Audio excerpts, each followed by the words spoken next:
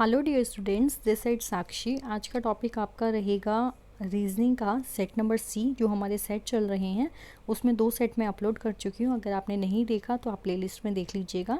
आपको रीजनिंग के नाम से प्लेलिस्ट मिल जाएगी।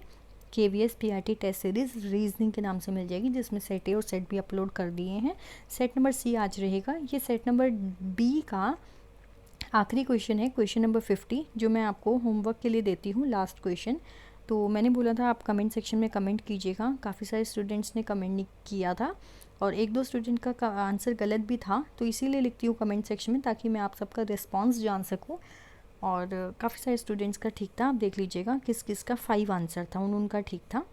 सो देखिए, इसके अंदर कह रहा है कि चेहरे के विपरीत चेहरे पर कितने अंक होंगे जिसमें एक बिंदु है।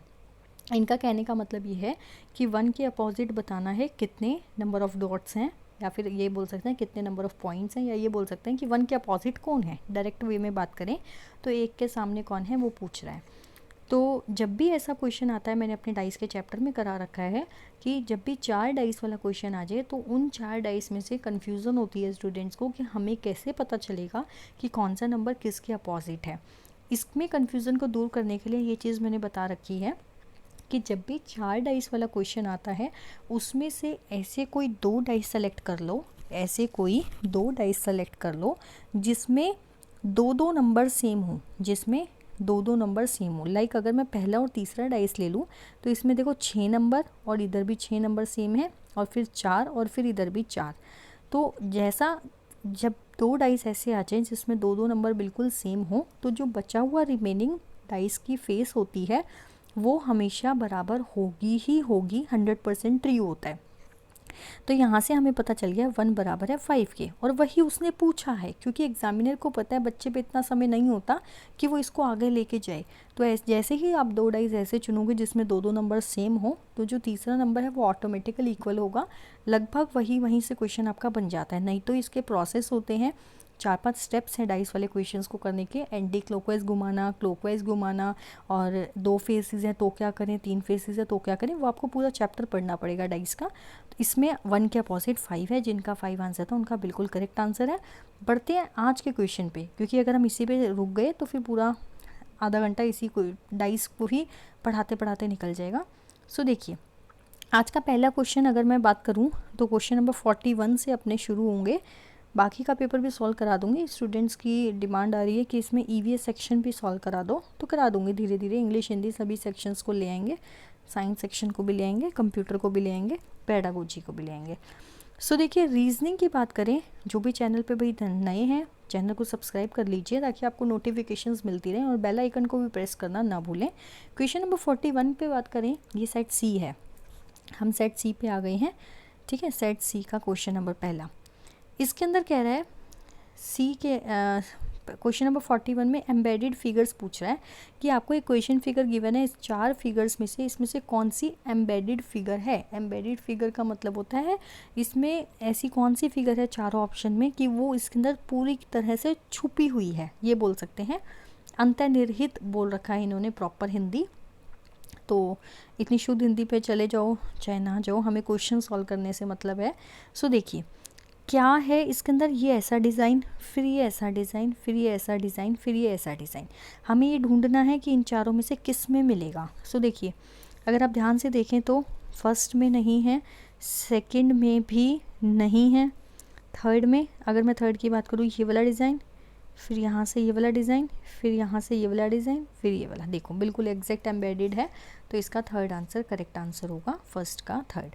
पहले क्वेश्चन को खुद से सॉल्व करो, मैं आपको सभी वीडियोस में यही बात बोलती हूँ, फिर मैं आपको सॉल्व कराना सिखा ही रही हूँ साथ साथ, लेकिन पहले आप खुद से ट्राई करें। इसमें क्या है, वही है, सारे सिम्बल्स को बदलना है और इसका आंसर देना है। तो मैं डायरेक्ट क्या करके दिखाऊंगी आपको, 20 और मल्टीप्लाई को चेंज करना है। अब मैं एडिशन में, अब मैं आपको एक एक चीज़ दोबारा नहीं बताने वाली, डिटेल में सीखना है तो पुरानी वीडियोस को सीख सकते हैं। और डिवाइड को -8, माइनस को डिवाइड 4, और फिर प्लस को मल्टीप्लाई 2। क्लियर है यहाँ तक। सबसे पहले बोर्ड मास में डिवाइड को सॉल्व करते हैं। तो 20 + 8, डिवाइड को जब आप सॉल्व करेंगे -2 मल्टीप्लाई 2, फिर मल्टीप्लाई को सॉल्व करोगे, मल्टीप्लाई में 4 सॉल्व होगा, 20 + 8 सीधा 28 लिख दूँ, -4, क्योंकि अब ये सॉल्व होना ही वाला है। 24 इसका करेक्ट आंसर है। तो आप इसको ऐसे मत समझना कि मैंने एडिशन कर दी, पहले मल्टीप्लाई ही किया है, माइंड में कर लिया कि यहाँ पे 4 ही आना है और डायरेक्ट इसलिए 24 कर दिया। तो एक एक स्टेप को ध्यान से सॉल्व करना, कभी कभी बोर्ड मार्क्स वाला नहीं अप्लाई करते तो गलत हो जाते हैं। क्वेश्चन नंबर 43 जो है, इसको हिंदी में पढ़े तो ज़्यादा बेटर है। कौन किससे लंबा है, कौन किससे छोटा है, हिंदी में ज़्यादा क्लियर हो पाएगा। इंग्लिश में पढ़ना, इंग्लिश में पढ़ लेना। जॉनी किटी और कैरल से लंबा है। देखो जॉनी जो है वो लंबा है किससे, मतलब किटी भी छोटी है और कैरल भी छोटा है, जॉनी लंबा है। ठीक है, ठीक है। किटी सैम से लंबी है। अब जो किटी है वो सैम से लंबी है, तो मतलब कि सैम और कहीं छोटा है। किटी तथा सैम नैन्सी से लंबे हैं, मतलब किटी यहाँ पे है, देखो किटी और सैम और केरल यहाँ थे ना, जॉनी से लंबे छोटे। अब कह रहा है किटी और सैम नैन्सी से लंबे हैं, मतलब नैन्सी इनसे और छोटी है, नैन्सी और छोटी होगी ना। सैम कैरल से छोटा है, तो यहाँ पे अगर अपने नैन्सी को बिठा दूँ, सैम को यहाँ बिठा दें, सैम छोटा है किससे, कैरल से, और किटी और सैम नैन्सी से लंबे हैं। तो अगर मैं किटी को यहाँ बिठा दूँ, किटी सैम से लंबी है, किटी लंबी हो गई किससे, सैम से, ये भी बात बन गई। और पूछा क्या है, इनमें से सबसे छोटा या सबसे छोटी कौन है, तो सबसे छोटा या छोटी तो भाई नैन्सी बन रही है। तो एक बार मैं इसका आंसर देख लेती हूँ करेक्ट, इसका नैन्सी, हाँ आंसर की में जो सर के द्वारा आंसर की नीचे दी गई है उसमें नैन्सी करेक्ट आंसर है। तो हमें बताना है सबसे छोटा या छोटी कौन है। देखो वैसे ये जो 3 मैंने बीच में बिठाए हैं, सैम, कैरल और नैन्सी, ये के कौन है, कैरल, किटी और सैम को जो बिठाया है वो एग्जैक्ट नहीं बता सकते हम कौन किसके बीच में बैठा है, लेकिन उसने जो पूछा है ना वो मज़ेदार पूछा है, सबसे छोटा या सबसे छोटी कौन है। तो लेकिन ये कन्फर्म है सबसे छोटा या सबसे छोटी में नैन्सी है। ठीक है, इन बीच वालों के लिए पूछ लेता तो अभी हमारे पास इन्फॉर्मेशन अधूरी है। सो इसका करेक्ट आंसर सभी स्टूडेंट्स देखें क्या होगा, नैन्सी। आपने खुद से निकाला है तो आपका भी नैन्सी आना चाहिए था। ठीक है, सो देखिए बड़ा इंटरेस्टिंग क्वेश्चन है ये, कोडिंग डिकोडिंग, इस चैप्टर को बोलते हैं कोडिंग डिकोडिंग से क्वेश्चन लिया गया है। ऐसा कोई पेपर नहीं होगा जहाँ रीजनिंग नहीं आती, और जहाँ रीजनिंग आती है वहाँ कोडिंग डिकोडिंग ना आए, सवाल ही पैदा नहीं होता। ठीक है, सॉरी। सो क्वेश्चन देखिए क्या है, विंटर को कुछ नंबर हैं। अब ये क्या है, ये कोडिंग डिकोडिंग की वो टाइप है कि नंबर्स और कोड, ये जो आपके अल्फ़ाबेट्स हैं और नंबर्स हैं दोनों का मिक्सचर, ठीक है, लिखा जाता है। तथा समर को फिर नंबरिंग में लिखा जाता है। तो ऑटम को कैसे लिखा जाएगा, तो ये तो सीजन्स के नाम आ गए, विंटर, समर और ऑटम। तो देखो विंटर में डब्ल्यू होता है 23, ठीक बात है, डब्ल्यू। एस होता है 19 पे, अभी आपको वो लर्न करने मुझे सिखाने पड़ेंगे, क्या नाम है इसको, अल्फ़ाबेट को लर्न करने की शॉर्ट ट्रिक्स। ए 1 होगा, तो देखिए तीनों पे 1 है, 1 1 1, ठीक है। तो इनमें से कोई नहीं तो कट गया क्योंकि ऊपर वालों में से कोई है। उसके बाद कह रहा है आई होता है 9 पे, 9 के बाद इन्होंने दे रखा है 11। आई होता है 9 पे लेकिन इन्होंने दे दिया 11, मतलब 2 की इंक्रीमेंट। उसके बाद कह रहा है एन होता है 14 पे, आपको याद होनी चाहिए ये, जैसे मुझे याद है। तो फिर दे रखा है 17, तो मतलब कि 3 ऐड। टी होता है 20 पे और फिर दे रखा है 24, मतलब कि 4 ऐड। फिर है ई होता है 5 पे, फिर दे रखा है 10, मतलब कि 5 ऐड। क्या देख पा रहे हैं, 2 ऐड, 3 ऐड, 4 ऐड, 5 ऐड, एक एक इंक्रीज़ हो रहा है। आर होता है 18 पे और फिर 18 के बाद 24, 6 ऐड। समझ पा रहे हो। अगर मैं अगले की बात करूँ, समर में एस तो सेम था, यू होता है 21 पे, फिर है 23, मतलब कि 2 ऐड, फिर एम 23, फिर एम होता है 13 पे और फिर 4 ऐड, 3 ऐड सॉरी, तो 16। ठीक है, सो मैं इसको ऐसे लिख दूँ, 2 ऐड के बाद फिर आपका 3 ऐड, फिर एम फिर से 13 पे, लेकिन आपकी बारी 4 ऐड होंगे तो 17, 4 ऐड। ई 5 पे, फिर 5 ऐड होगा, 5 ऐड होगा तो आपका 10, और आर 18 पे, फिर 6 ऐड होगा तो आपका 24। सिमिलर वे में ऐसे ही आपको इसको सॉल्व करना था। ये में से कौन सा आंसर करेक्ट होगा, सोचो, जल्दी से सोचो, मैंने आपको पूरा बता दिया करना कैसे है। यू होता है 21 पे, 21 के बाद क्या आएगा 23, तो 23 से अपना ये आंसर करेक्ट है। पहले और तीसरे को सीधा का सीधा कट कर दो। 44 का क्या आंसर है, सेकेंड। ठीक है, देखो नेक्स्ट क्वेश्चन बड़ा ज़बरदस्त क्वेश्चन है। इसका दिमाग चलाया, काफ़ी दिमाग चलाने के बाद जो मेरा माइंड वर्क किया ये किया। अगर आपका माइंड किसी और तरीके से इस क्वेश्चन को वर्क करता है तो प्लीज़ कमेंट सेक्शन में बताइएगा, ताकि कुछ सभी स्टूडेंट्स नया सीख पाएँ। लेकिन पहले इसको खुद से करो। क्या क्वेश्चन है, दिए गए विकल्पों में से विषम, विषम होता है ओड, ओड चुनना है, अक्षर शब्द संख्या आकृति को चुनिए। इंग्लिश में ही पढ़ा देती हूँ, बच्चे कहेंगे इंग्लिश क्यों नहीं दिखा रहे। तो देखिए दोनों में देख लो, find the odd letter word number image from the given option. तो आप इसमें से खुद सोचो कि आपका ये क्या दिमाग चल रहा है, PRL MY GST JRY, तो ये क्या बन रहा है, इसमें से ऑड वन आउट क्या चूज़ करोगे। फिर मैं अपना तरीका बताती हूँ, मैंने इसको कैसे सॉल्व किया है और मेरे अकॉर्डिंग क्या ओड है, सोचो एक बार आप। सो देखिए भाई, मैंने तो इसको 4th आंसर लगाया है 45th का। अब आपका मुझे नहीं पता आप क्या सोचे बैठे हैं, क्या ट्रिक लगाए बैठे हैं, तो अपनी अपनी कमेंट बताना इस क्वेश्चन में कि कौन किस मेथड से इसको कर रहा है, ट्रिक से कर रहा है, ठीक है। सो मेरे अकॉर्डिंगली जो हमारे मंथ होते हैं, मंथ साल के जो महीने होते हैं, जनवरी फरवरी, तो मैंने उसको इससे सॉल्व किया है। PRL जो है वो हमारा अप्रैल होता है, ठीक है, ये अप्रैल।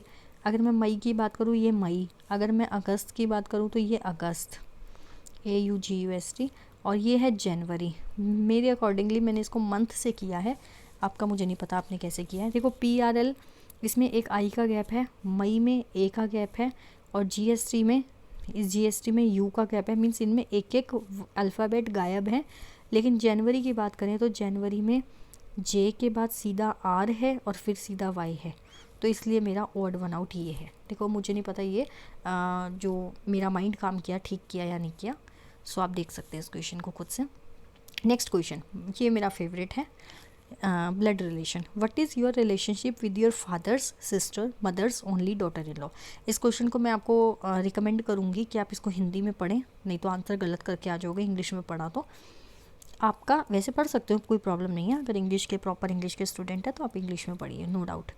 आपका अपने पिता की बहन की माँ की इकलौती बहू से क्या रिश्ता है। ध्यान से सुनो, आपका मीन्स ये आप है, ठीक है, आपका अपने पिता, ये कौन है, आपका मतलब हम, आपका अपने पिता, ये पिता, आपके पिता की बहन, पिता की बहन, ये पिता की बहन, बहन के लिए मैंने भाई बहन के लिए क्या बता रखा है, ये वाला इक्वल का साइन, और हस्बैंड वाइफ के लिए एरो का साइन। देखो ये आपका, ये आप हो गए, आपका अपने पिता, पिता कौन होंगे, मेल जेंडर है, की बहन, ये बहन हो गई सर्कल में, बहन की माँ। अब देखो बहन की माँ, तो वो उस, ये दोनों जब भाई बहन है तो इनकी भी तो मदर ही हुई ना, यहाँ बना दूँ, एक ही बात है। उसने कहा है आपका अपने पिता की बहन की माँ, अब बहन की माँ हो या इस लड़के की माँ हो, दोनों की एक ही माँ है ना, दोनों की, ये दोनों इसी के ही बच्चे हैं। बहन की माँ की इकलौती बहू, की इकलौती बहू। अब देखो इनकी एक इकलौती वर्ड क्यों आ गया, ताकि ये पता क्लियर हो जाए, यहाँ से ये स्पष्ट हो जाए कि इनका एक एक ही बेटा है, तभी एक बेटा है तभी तो इकलौती बहू है। तो इनका बेटा कौन, फिर से ये, इसका बेटा ये, और इनकी बहू। अब बहू के लिए क्या लाइन लगाओगे, डबल एरो, ये बहू हो गई, से क्या रिश्ता है, किसका, आपका, ये आप हैं, तो आपका इनसे क्या रिश्ता है, बताइए क्या है, सोचो सोचो क्या आंसर आएगा इसका, सोच के देखिए ज़रा। आपका अपने पिता की बहन की माँ की इकलौती बहू से क्या रिश्ता है। सो देखिए क्या इसका करेक्ट आंसर होगा 46 का। देखिए यहाँ पे ये आंसर गलत है, यहाँ पे जो इनकी आंसर की है सर की, इस आंसर की में इन्होंने दे रखा है, इनका करेक्ट आंसर अगर मैं बात करूँ तो इन्होंने करेक्ट आंसर दे रखा है बेटी, तो ये तो नहीं, बेटी कैसे हो सकता है, इसमें तो कुछ भी क्लियर नहीं है, क्योंकि ये जो आपका दे रखा है सबसे पहले, इस आपका में क्लियर ही नहीं है यहाँ पे ये लड़की है या लड़का है, तो हम इसको कैसे बता सकते हैं। भाई मुझे इस क्वेश्चन में डाउट है, इस क्वेश्चन का आंसर इनके अकॉर्डिंग, मतलब आंसर की में बेटी है, लेकिन बेटी आंसर नहीं होगा, इस क्वेश्चन में पक्का डाउट है। अगर आपको ऐसा लगता है कि इसका आंसर होना चाहिए कुछ, तो आप मुझे कमेंट कर सकते हैं, और अगर आपको भी लगता है कि ये डाउट वाला क्वेश्चन है तो पक्का डाउट वाला क्वेश्चन है, क्योंकि इसमें कुछ बन नहीं रहा। सोचिए आप खुद से, आपका अपने पिता से, ये देखो ये मैंने यहाँ पे स्केयर बनाया मतलब लड़का बनाया, तो यहाँ लड़की भी तो हो सकती है। अगर मैं एक फ़ीमेल होकर ये वीडियो बना रही हूँ तो मैं यहाँ पर इसको सर्कल बना सकती हूँ। तो आपका मीन्स मेरा अपने पिता, ये मेरे फादर, की बहन, ये उनकी बहन मीन्स मेरी बुआ। की माँ, ये इन दोनों बच्चों की माँ। की इकलौती बहू मीन्स इनका जो ये बेटा है, इसकी ये बहू से क्या रिश्ता है। तो ये जो है इनकी बेटी भी हो सकती है और इनका बेटा भी हो सकता है। तो इसका तो जेंडर ही क्लियर नहीं है, आपका, इस आपका का जेंडर क्लियर नहीं है। सो ये गलत है, क्वेश्चन गलत है, ये इनकरेक्ट है क्वेश्चन। ठीक है, सो इसका कोई आंसर नहीं होगा। इसमें 4 ऑप्शन है, बहन, चाची, माँ और बेटी। तो इसका कोई भी करेक्ट आंसर नहीं है भैया। आप सब भी इस क्वेश्चन को अच्छे से एनालिसिस कर सकते हैं। मेरे अकॉर्डिंगली आंसर रॉन्ग है या फिर ऑप्शंस रॉन्ग है। क्वेश्चन नंबर 47 पे बात करते हैं। क्वेश्चन नंबर 47 क्या है, दी गई श्रृंखला में अगला पद क्या होगा। ये एक श्रृंखला है 4, 7, 15। कोई बात नहीं, कभी कभी हो जाता है कोई ना कोई क्वेश्चन में ऐसा आंसर की मिसमैच सी हो जाती है। ये क्वेश्चन है, उसमें कह रहा है अगला क्वेश्चन मार्क क्या होगा, ये कह रहा है। गलती से स्टॉप हो गई थी वीडियो। सो देखिए, ये कह रहा है 4, 4 से है 7, 4 का 2 गुना कितना होता है भाई 8, 8 में से 1 गया 7। ठीक है, फिर 7 का 2 गुना 14। देखो इसको करना नहीं है ऐसे बच्चों की तरह करने में बैठ देना, दिमाग चलाओ, थोड़ा सा माइंड यूज़ करो। 7 दूनी 14, 1 गया, सॉरी 4 दूनी 8 और 8 में से 1 गया 7, 7 दूनी 14, 1 गया 15, 15 दूनी 30, 1 गया 29, 29 दूनी तो ये 117, 117 दूनी कितना होता है। अच्छा देखो यहाँ से फंस गए ना आप, ध्यान से देखो इस क्वेश्चन में, फिर से हम फंस गए। मैंने जो स्पीड पकड़ी, क्या आपने भी वही स्पीड पकड़ी। क्वेश्चन है 4, 4 दूनी 8 में से 1 माइनस किया, 8 में से 1 माइनस किया 7 आता है। लेकिन 7 के बाद क्या था, 7 दूनी 14। मैं भी स्पीड में कर रही हूँ और आप स्पीड में मत कीजिए। 7 दूनी 14, 14 में 1 बढ़ रहा है तब 15 बना, मतलब कि एक बार 1 माइनस हुआ है और एक बार 1 जुड़ा है। समझ रही हो बात को। फिर से 15, 15 दूनी 30, फिर 1 माइनस हुआ है 31, फिर 29, 29 दूनी कितना होता है 48, 50, 58, फिर 1 बड़ा है। अच्छा अब मैंने पकड़ लिया टर्म क्या बन रही है, एक बार -1, एक बार +1, एक बार -1, एक बार +1। अब आपको क्या करना है, 59 इंटू 2 होगा तो -1, फिर 117 इंटू 2, 7, 14, 2 और 3, 2 और फिर +1 तो 235, 235 इसका आंसर होना चाहिए। हाँ ठीक है, सो आपका भी 235 आया तो आपका बिल्कुल करेक्ट आया। नेक्स्ट क्वेश्चन, क्वेश्चन नंबर 48 में कह रहा है, भाई देख रहे हो इसको इंग्लिश में ही पढ़ लेना, वैसे कुछ नहीं है, नेक्स्ट टर्म बतानी थी। 48 है चूज़, 48 क्वेश्चन है, choose the word which is not the name of the animal after including the vowels in the following words.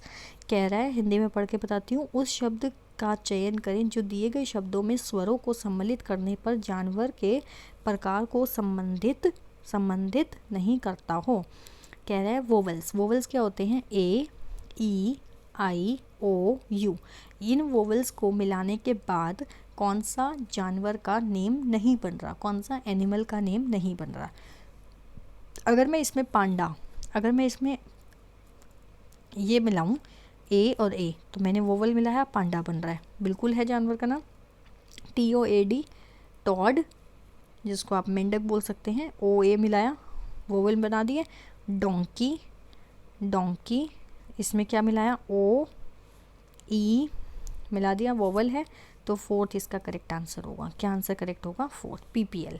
ये नहीं बन रहा आपका जानवर का नाम। अगर इसमें मैं इसको बनाना चाहूँ APPLE, एप्पल बन जाएगा, लेकिन एप्पल कोई जानवर नहीं होता। ये इसमें वोवल्स मिल गए A और E, लेकिन एप्पल कोई जानवर नहीं है।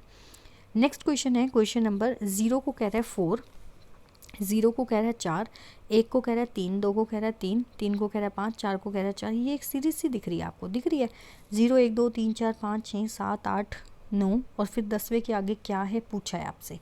तो क्या करोगे इस क्वेश्चन को, बताइए, सोचो जरा इस क्वेश्चन के साथ हम क्या कर सकते हैं। बड़ा मज़ेदार क्वेश्चन है, थोड़ा सा दिमाग लगाओ। मैं 1 मिनट के लिए साइलेंट होती हूँ, आप इस क्वेश्चन पे दिमाग लगाएं।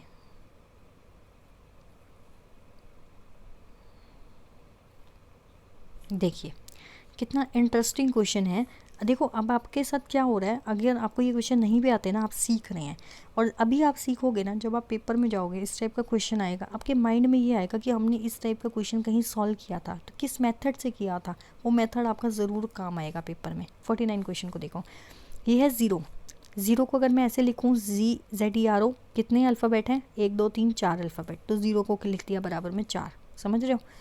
ज़ीरो को ऐसे लिख सकते हो कैपिटल में अल्फ़ाबेट्स में ZERO, कितने अल्फ़ाबेट है? 4, तो 4 आ गया। 1 ONE 1, कितने अल्फ़ाबेट है? 3। TWO 2, कितने अल्फ़ाबेट है? 3। THREE 3, कितने अल्फ़ाबेट हैं? 1 2 3 4 5, देख पा रहे हो? 4, कितने अल्फ़ाबेट हैं? 4। 5, कितने अल्फ़ाबेट हैं? 5। 6, कितने अल्फ़ाबेट हैं? 3। 7, कितने अल्फ़ाबेट हैं? 5। 8, कितने अल्फ़ाबेट हैं? 5। 9, कितने अल्फ़ाबेट हैं? 4। फिर 10, कितने अल्फ़ाबेट हैं? 3। क्या आंसर होगा? Answer number 1 is the correct answer. So first answer correct है। आपका दिमाग चला तो बहुत अच्छी बात है, नहीं चला तो भैया सीख लीजिए। ठीक है। So next question. अच्छा, आखिरी क्वेश्चन आ गया। तो आखिरी क्वेश्चन किसका होता है? आप सबका। क्वेश्चन नंबर 50 आप सबका। क्या बताना है? क्वेश्चन मार्क के रिप्लेसमेंट में क्या आएगा? क्वेश्चन मार्क के रिप्लेसमेंट में क्या आएगा? कहाँ है क्वेश्चन मार्क? ये रहा।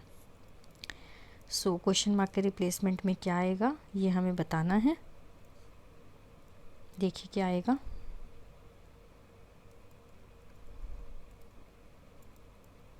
सो ये क्वेश्चन आपका रहेगा, मैं दोनों लैंग्वेज में दिखा दूँ ना फिर, ताकि स्टूडेंट ये ना कहें कि एक में क्यों दिखाया था। ठीक है। सो ये आपका होमवर्क रहेगा। इस क्वेश्चन मार्क के रिप्लेसमेंट में क्या आएगा इसको आपको बताना है। क्या एस आएगा, ओ आएगा, टी आएगा या एन आएगा? तो इन चारों में से कौन सा ऑप्शन आएगा आपको कमेंट सेक्शन में कमेंट करना है। वीडियो कैसी लगी लाइक करके बता सकते हैं, कमेंट भी कर सकते हैं। वीडियो अच्छी लगी हो तो ज़्यादा से ज़्यादा स्टूडेंट्स को शेयर कर दीजिए। चैनल पे नहीं है तो चैनल को सब्सक्राइब कर दीजिए। मिलेंगे सेट नंबर डी के साथ और इस क्वेश्चन के सॉल्यूशन के साथ। Till then bye bye, take care, have a nice day.